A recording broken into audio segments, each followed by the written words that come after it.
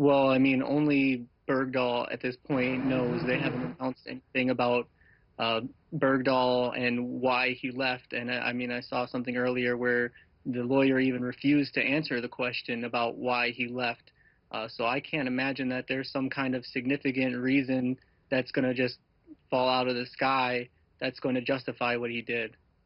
Sandra, what's your response? What do you think he means by his motivations?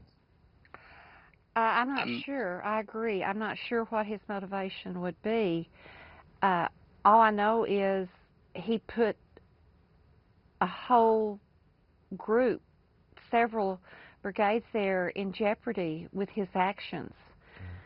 Whatever his motivation was, he did not consider his fellow soldiers in any sense.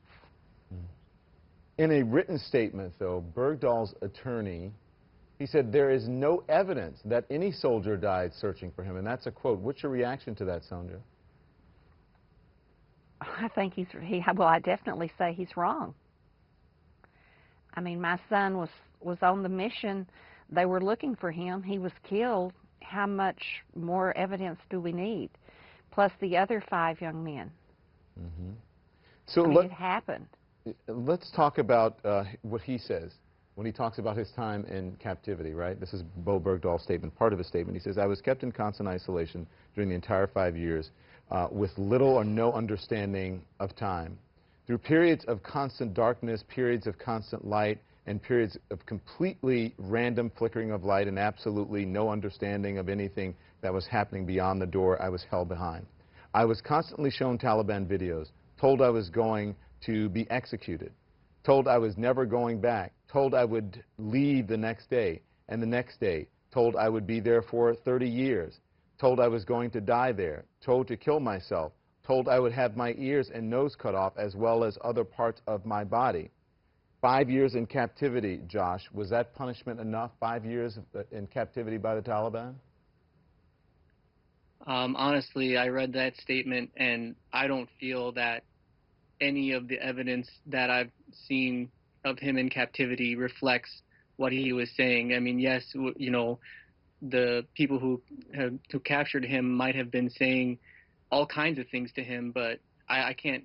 There's no evidence on his body, and they haven't released any photos of him that looked any kind of like he was in bad health at all. I mean, the ones when he was released, he was able to walk without limping to the helicopter without assistance, and there was no marks on his face, like no evidence of ill effect on him whatsoever. Sandra, do you agree?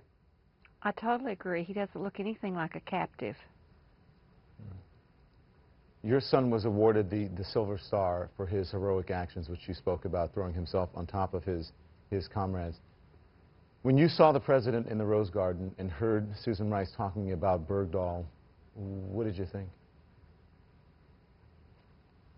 I was most upset.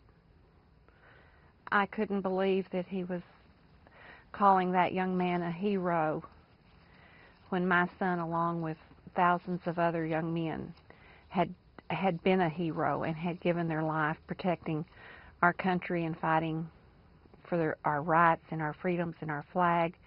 None of us received an invitation to the White House. Would you have liked to have had one?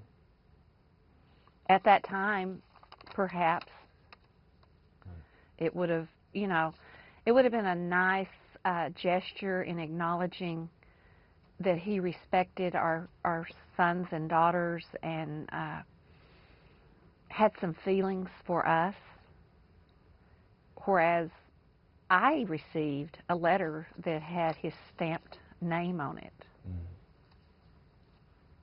What do you say to the president? I think he's let us down. I think he's let the families down of the military. I think he's let down everyone because he's breached the integrity of our country.